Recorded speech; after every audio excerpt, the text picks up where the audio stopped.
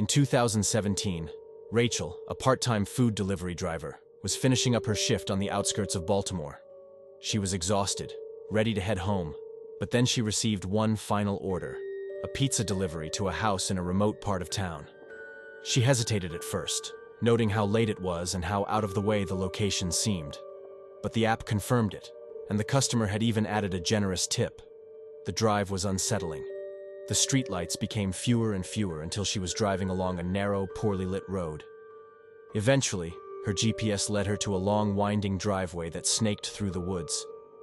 She could barely see the house at the end, hidden behind towering trees. Rachel took a deep breath, telling herself it was just another delivery. The house itself was dark and decrepit, with only a faint porch light flickering as she pulled up.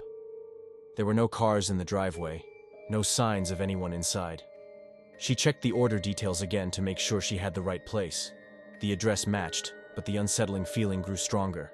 Stepping out of the car, Rachel grabbed the pizza and approached the door, hoping to make the drop-off as quick as possible.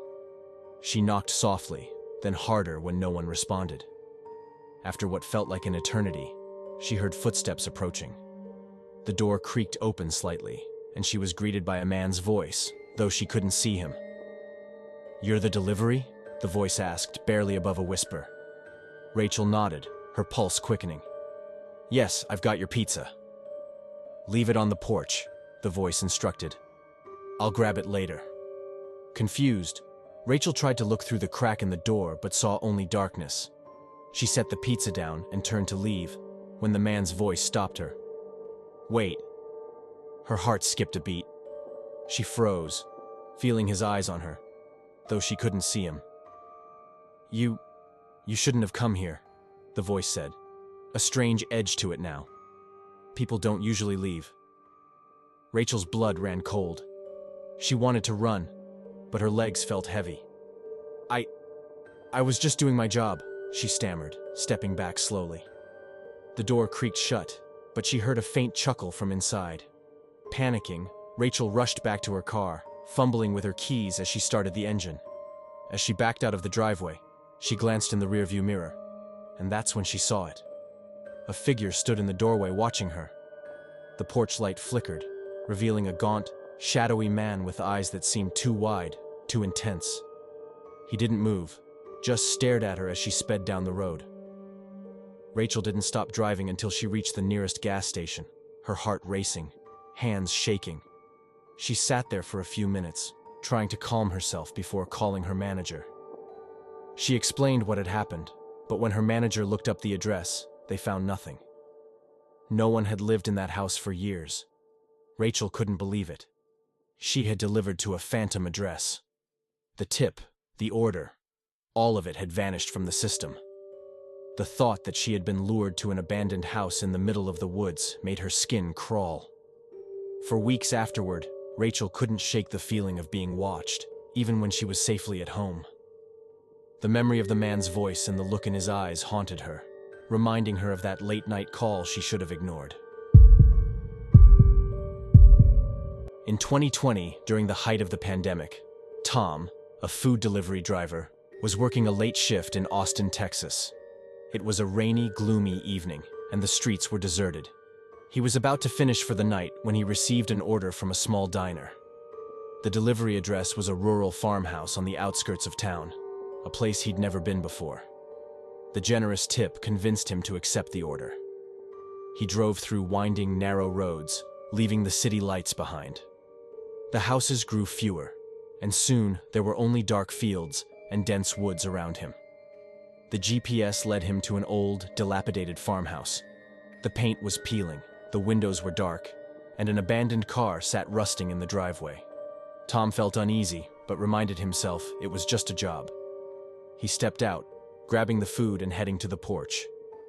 The wooden steps creaked under his weight, and the air felt thick and still. He knocked on the door and waited. There was no response. He knocked again, louder this time, feeling a growing sense of unease. His phone rang suddenly, the customer's number flashing on the screen. "Hello?" Tom answered, trying to sound calm. "Hi," a woman's voice replied. "Are you at the door?" "Yes, but no one's answering," he said. glancing around nervously. "I'm in the back room. Can you leave the food on the porch?" she asked. Relieved, Tom placed the bag down and turned to leave. But then the woman's voice came through again, more insistent. "Wait. Could you check if there's a drink with the order? They often forget." Tom hesitated, then reluctantly opened the bag. There was no drink. "No, there isn't one," he said. There was a pause. "Could you come inside and get me a glass of water? I'm not feeling well," she said, her voice trembling. Tom's instincts screamed at him to leave. "I'm sorry. I can't enter your home. It's against policy," he said, trying to keep his voice steady. "Please," she whispered. "I really need help." His heart pounded. Everything felt wrong. "I can't. I'm sorry," he replied, more firmly this time. The line went silent, then disconnected. Tom turned and quickly walked back to his car, feeling a cold dread wash over him. As he started the engine, he glanced back and saw something that made his blood run cold. The front door of the house was open, and a shadowy figure stood in the doorway, watching him leave. He sped away, not stopping until he was miles down the road. His phone buzzed again. It was another call from the same number. Reluctantly, he answered. "Hello?" he said, his voice shaky. There was no response, just faint static. Then a different voice, low and guttural, whispered, "You shouldn't have come here." Terrified, Tom hung up and drove straight home. He reported the incident to his manager, who advised him never to take orders in that area again. The next day, Tom checked the app for the order history. It was gone. No record of the delivery, no messages. When he mentioned the address to a friend, he learned that the farmhouse had been abandoned for over a decade after a tragedy involving the previous owners. Tom couldn't shake the feeling that he'd narrowly escaped something sinister. He quit his job soon after, the memory of that voice and the figure in the doorway haunting his thoughts. In 2019, Marcus was working a late shift as a food delivery driver in downtown Chicago. It was nearing midnight, and he was ready to call it a night when he got one last order. The delivery was for a single bowl of ramen to an apartment building he'd never been to before. The address seemed normal enough, so he accepted it, hoping for a quick drop-off and an end to his shift. The building was an old high-rise with a worn-out facade. As Marcus entered, he noticed the lobby was eerily empty, the lights flickering slightly. The elevator groaned as he stepped inside, and he felt a wave of unease. He brushed it off, attributing it to exhaustion and the late hour. The order was for apartment 1307. When he reached the 13th floor, the hallway was silent, the only sound being the hum of the building's air system. The carpet was faded, and a faint musty smell lingered in the air. He found the apartment and knocked on the door, holding the food in his hand. There was no response. Marcus knocked again, a little harder this time. Still nothing. He glanced around and noticed that all the other doors on the floor were closed, and there were no signs of life. He took out his phone and called the number provided in the order. After a few rings, someone picked up. "Yes?" A woman's voice answered softly. "Hi, I'm here with your delivery," Marcus said. "I'm outside your door, but no one's answering." "Oh, I'm sorry," the woman replied. "I'm in the back room. Could you just leave it by the door?"